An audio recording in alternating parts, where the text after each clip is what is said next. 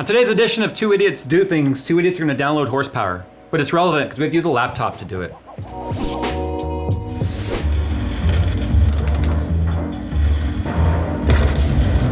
Hey, Jay. Jay. Jay. What? We got work to do. Yeah, I'm playing World of Warships. Yeah. World of Warships is the free-to-play naval strategy game where you command the most iconic and famous warships from World War I and World War II, recreated with stunning detail and accuracy. Build your fleet while participating in various game types while upgrading your ship's arsenal along the way. New players who sign up using my link below will receive an exclusive starter pack to get you up and running quickly by receiving 7 days premium time, 1 million credits, 300 doubloons, and the Tier 5 premium ship, the Exeter. So what are you guys waiting for? Start sinking ships with World of Warships by heading to the description below and getting your freebies. So if you watched the HRE tour video, you will have known by now that I got an AMG GTR.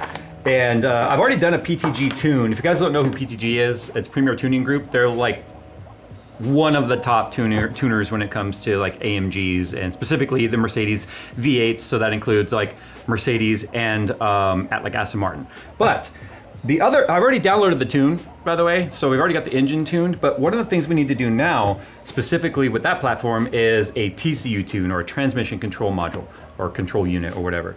Tried to do it last week, actually, and the cable that we had wasn't good, so they dropped off another cable, and what we need to do now is play musical cars, get the Camaro out of the warehouse, pull the Mercedes in the warehouse, and then I have to pull the TCU out. It's kind of like a asterisk, where PTG says they're the first and only to be able to do an OBD tune, which is, you know, the OBD terminal in your car where you can do ECU tunes and monitoring all sorts of stuff for your engine.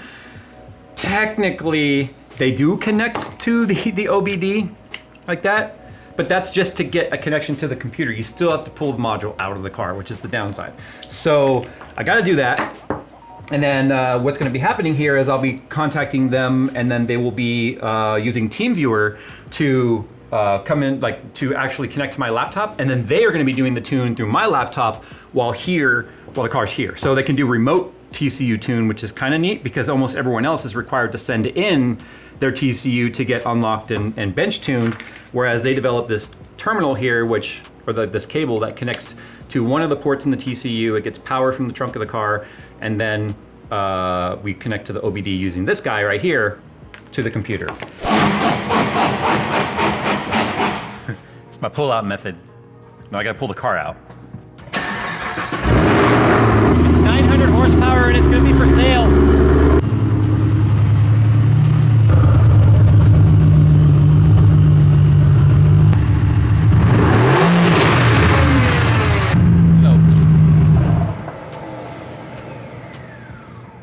Space car sounds. Not race car, space car. Okay, so this car has a rear transaxle, so very much like a Corvette. There's an engine that's technically a mid-front engine because the entire engine's behind the front wheels. There's an engine, then there's a torque tube that has a carbon fiber drive shaft in it that carries the movement of the drive shaft to the rear transaxle, which means we have a transmission and the differential all in one unit driving directly to the rear wheels. Now, because the transmission's back here, the module is back here. So I'll show you the module. It's right here. This is the module right there. So to get it out, I have to take some pliers and pull this guy off right there. Then I can take out the spare stuff. So this is like the air compressor. This is the like fix-a-flat crap, I guess. And then tow hook is like right there if I ever needed the tow hook. But I have to take that stuff out, but I have to pull that off. There's two bolts right here. They're 10mm bolts. That's just the bracket holding this in place, which then gives me enough slack to pull it out to get access to the 3 plugs that are on the back of the TCU that are facing the outside of the car. So those are kind of a pain in the butt.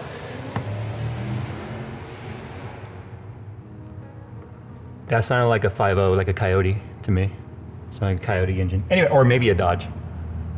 I just offended both groups. That's okay. Just kind of gently, because I don't want to break any of the wires. There we go. So that's off. So that's just part of the CAN bus like system right there. So I actually installed an EVM in this car, which is an electronic valve module, because this car has flaps for the mufflers, which then allows me to use my Bluetooth on my phone to actually talk to the CETE module, which allows me to program its behavior, which is awesome. So I have it programmed to never close. Isn't it funny how it looks like a jerry can right there? Yeah. It's my spare tank. So that's all the slack you get. Pulls off. It shouldn't have been that easy. I didn't plug it back in all the way apparently last time I drove it, took it out. We're free. Okay, now I need to get my laptop. Now it's advisable to have the car on a battery tender. The one I have, Nick, is not really, I guess it does provide some power. It's more of a trickle charger, huh? It's a trickle charger. Yeah. It really is intended to long-term store a car, not necessarily keep it powered up. Because you would want to keep any of this stuff powered up as you're doing it, but here's the thing. We're not connecting to the ECU, we're connecting to the TCU, which is out of the car. So I don't need the car to be plugged into anything, because it's not even plugged into the car.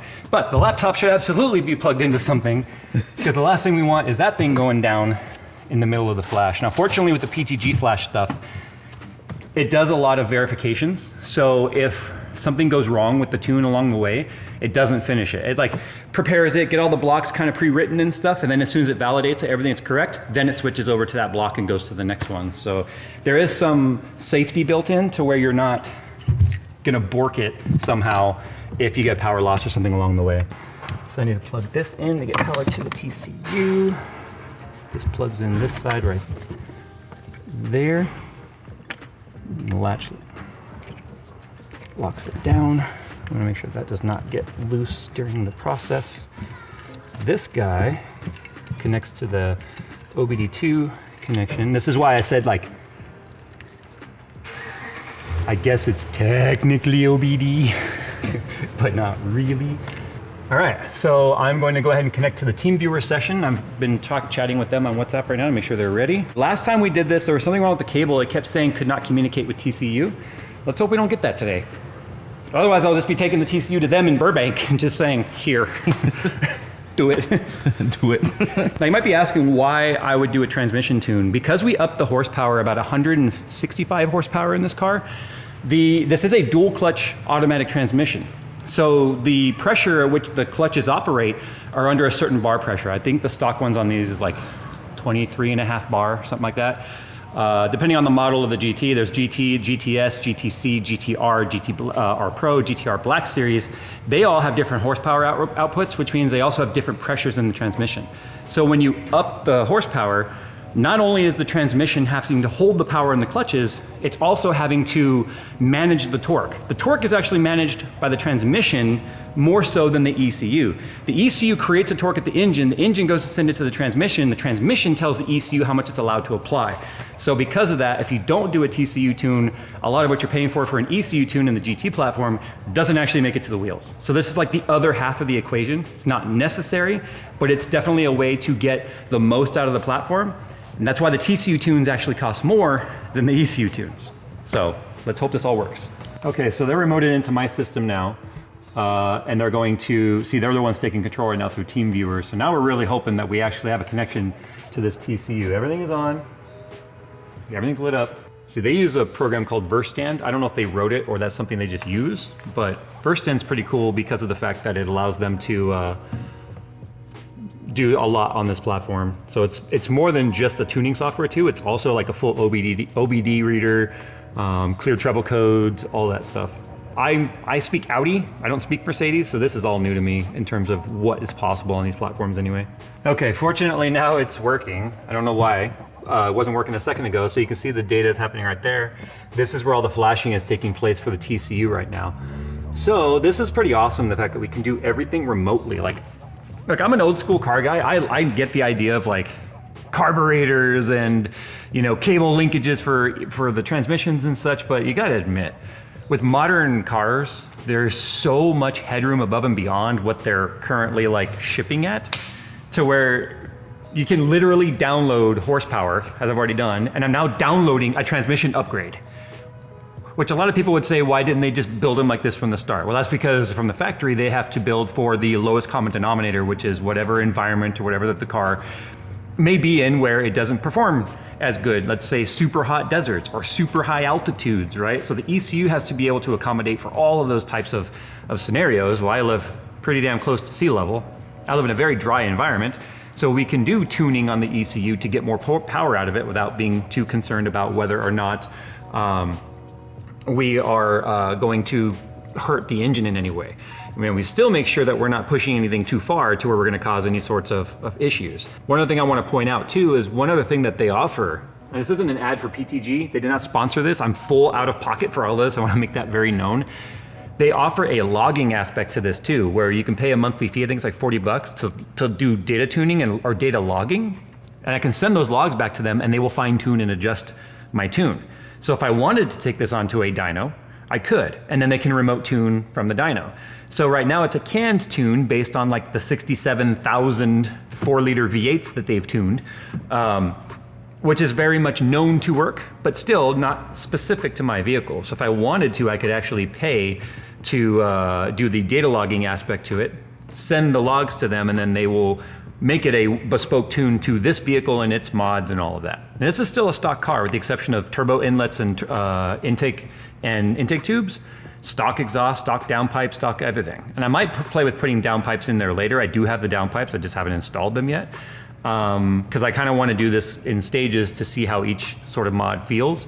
But right now, this car is pretty much literally the downloaded horsepower aspect of it, which is really cool because of the fact that we are dealing with,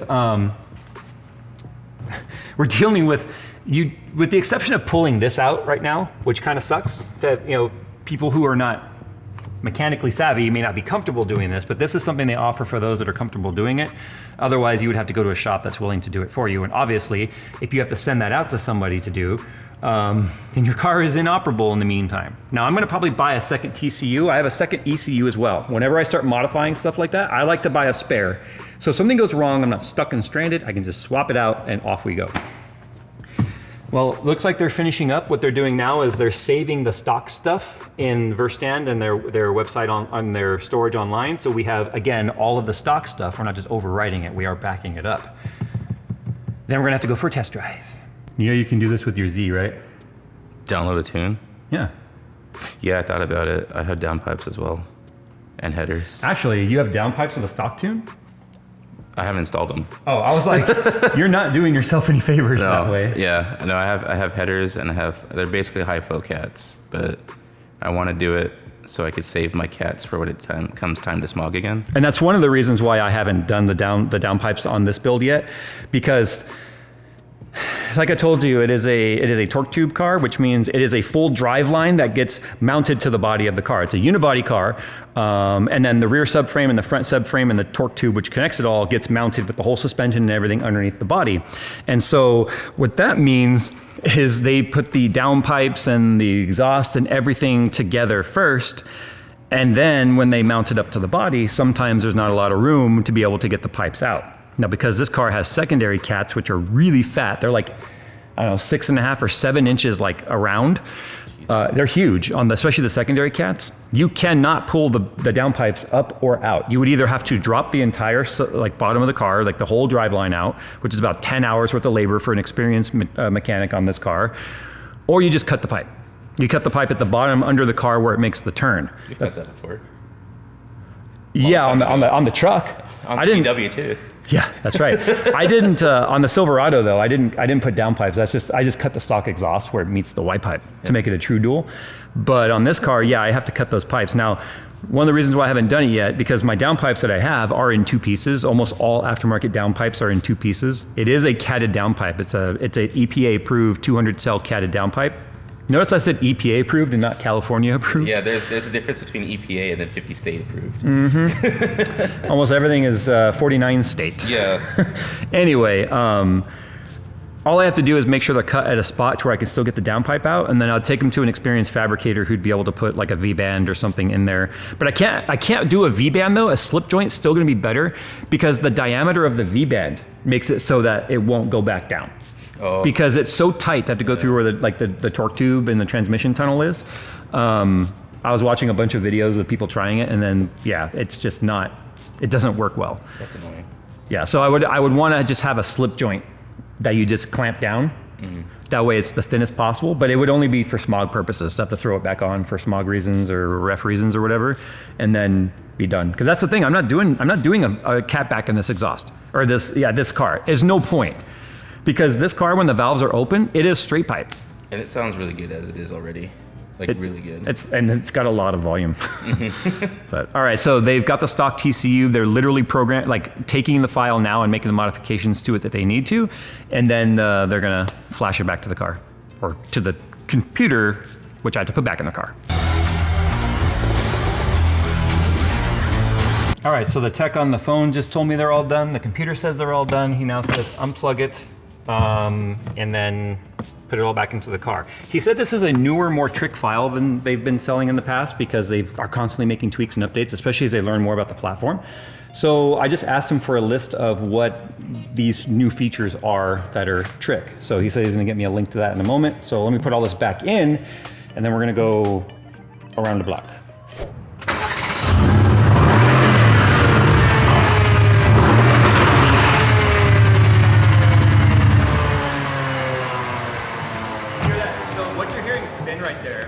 Is actually the part that connects to the torque tube. So right now you had a look on your face like, oh, what's that spinning sound? So it's, I don't know how to explain it, but the clutches, like the Dodson clutches are up front, right here. So the clutch is up here, but the transmission's in the back. So what you heard spinning right there was when I stopped the engine, because I revved it and then turned it off, the clutches were still spinning, like the flywheel. So that's up here, transmission's in the back. So the clutches are still directly right behind the transmission, and then the clutches are directly connecting to the torque tube drive shaft, which is connecting to the transmission. So I was wanting to explain that to you, mostly for Nick, because he had a look on his face like, Yeah, that don't sound right. let's do a start in Sport Plus.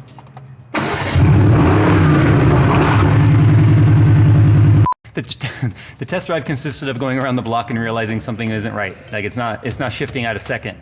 And it's only in like a partial throttle mode, which is like a limp mode. So fortunately, this is where a very good support team is very important. So I just sent them the TeamViewer code. They're gonna log into the car, check everything, and then, I don't know, we may or may not have to revert the file back to stock, we'll see. But this is why the keeping of the stock stuff is super important. And this is something you inherit. This is something that happens potentially when you're dealing with custom stuff. So it's kind of like if you're gonna overclock your CPU and you might potentially have some bugs and hiccups along the way. Apparently I just got a text message, yep. Yeah, this is just part of the process. So I actually drove over to a secluded road to do this test real quick. But I can already tell there's so much more torque. I'm just cruising up the road right now. Make sure it's all clear. Yep. Hey, that shit. And carbon ceramic brakes.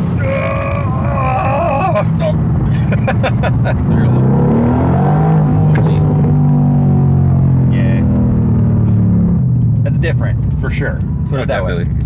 All right, back from our test drive. I know it was only a short clip. Obviously, I don't want to go out there and be hooning around too much and get myself in trouble, but tested things like drivability, put it in comfort mode, just cruise around, make sure all the shift points and everything feel right. Everything felt great. The problem that we had was he was like, oh, sorry, Monday holiday, fog brain, they had the gearing ratios wrong. So basically, I don't know what it thought the gear ratios were, but that was what messed up the fact that it wasn't shifting. But once he fixed that, everything was great. Actually, everything about it feels so much better. Because I had the ECU tune all weekend long since Thursday of last week. So I had the weekend to play around with the ECU side, and it felt more powerful, and it didn't feel like 155 horsepower. Because the stage tune that we have on there is plus 155 horsepower on the horsepower and plus 185 on the torque. Because I don't have downpipes, it goes to 180 or 190 horsepower additional with downpipes and 205 foot-pounds of torque. 280 foot-pounds of torque additional. So that's asking a lot of those little turbos in that 4-liter. But anyway, once I did the TCU tune with their custom cable, which is pretty awesome, they didn't charge me anything for the cable. It came with the tune. The tune's expensive, I'm gonna be honest. It was $2,500 for the TCU tune alone. ECU tune was $2,000, $4,500. Hey, would you rather have more horsepower or would you rather have a 3090 or 5090? I'd rather have both. Yeah, you were going to answer that one. But you should have seen Nick's face right now behind the camera when I said the price. He was like, what? Nick, you won't find an ECU tune for anything these days that's under like $2,000. You might find like a $1,500 tune or whatever, but I want the name backing it. Like the support I got today when there was a problem, or the support I got when they drove this cable out to me, because they're in Burbank and I'm in Inland Empire. So they drove this cable out to me when the other one was bad. It's pretty awesome that just by having a laptop, I was able to download more horsepower and stuff. So I want to talk about the extra features that I got with this real quick, because it's not just about downloading horsepower and such. So additional features that we got are clutch pressure up to 32 bar. Like I said, stock GT is 22 bar, stock GTC and GTR is 25 bar, stock GT Black Series is 27.5 bar. We're now at 32 bar, so it can hold the pressure, obviously. Increased race start RPM, 3,800 to 5,000 with user definable adjustment per paddle shifter. So what that means is, if I don't like to do launch controls in cars because it's just so hard on the drive line, to be honest. I tend to not really launch the cars. The R8 every now and then, all-wheel drive, right? But if you mash the brake and push the throttle at any mode, it goes into what's called rapid start or race start in the Mercedes, and it goes right to like 5,000 RPM, but that's really high for a rear-wheel drive car. It's gonna spin. If I downshift the left paddle, it brings the RPMs down in like 100 RPM increments while it's doing rapid start. So I can slow it down, and then I think 3,800 would be perfect, not 5,000. Anyway, increased shift speeds, odd, even, odd engagement, and 100% duty cycle ramp on transmission coolant pump past warm-up. Stock is 100% at 210 degrees Fahrenheit. So that means the cooling system for the transmission would never go full duty cycle to cool it off as much as possible until it hits 210 Fahrenheit. So it is now much, much lower. Let me put it this way. You guys didn't see it on camera, but we may or may not have driven down to Mexico real quick and done some fun stuff with the car, and it did not get hotter than 174 degrees on the transmission by the time I parked it. And it is currently warmish outside. It's not hot, but it's 80 degrees. It's 80 degrees right now, so warm enough to make heat do stuff. Anyway, just another insight into one of my hobbies. Cars are my thing. Cars and PCs, and I'll be honest, I don't show a lot of the car stuff with you guys because I like to keep it close to me because it's my hobby, but every time I meet you guys, especially at like the SoCal Tech Fair, so many more car vids. So although I know there's a lot less of you watching this video, those of you that are watching it, hopefully you learned something and it gave you some insights. Because I know every modern car, even like freaking Kia Stingers, people are downloading horsepower. Nick's Volkswagen, you could just do a tuner, like where you just plug the tuner into the OBD and then it's sitting up there on your windshield, like handheld tuners. It's the computer era of cars, like the ECU, TCU era. It's fun. That's the only way to put it. Like, I can just revert back to stock if I ever need to, as long as I don't break anything, as long as we don't Intel the car, which means we degrade the car. But that's a risk you take when you do this. All right, guys, thanks for watching. As always, we'll see you in the next one. Oh, Nick, what was, I gotta, What are your thoughts? It's violent, but not as violent as the R8. I do like the increased violence. But the R8 has like, what, 200 more horsepower? 170 more horsepower than this. Delivery though, they feel very close now, like how it throws you back, which is exciting to me. I still think you haven't been in the R8 in a while. I probably haven't. That doesn't throw you back. It like Brock Lesnar drop kicks you back, whereas this car throws you back. That one drop kicks you. My R8 has boost, so. Yeah, but the AMG is still. So does the AMG, but the R8 has more of it. AMG is like refined in terms of delivery. It's more like the gentleman's race car. Audi, it's like, no, this is a race car when it wants to throw you back. So that tune made the AMG feel more of, no, this is a race car versus the gentleman kind of way. The tune honestly made me feel like the way the car probably should have shipped. I think anyone that's ever tuned a car went, that's the way it should have come from the factory. All right, guys, thanks for watching. We'll see you in the next one.